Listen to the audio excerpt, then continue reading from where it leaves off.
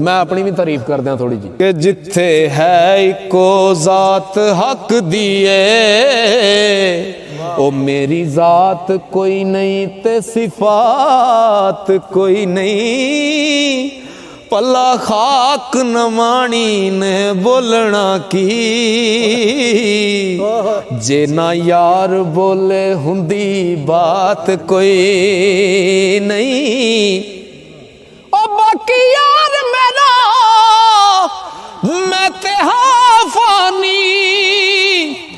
मेरी ऐस तो वध औकात कोई नहीं ओ तेनू होर दीवानिया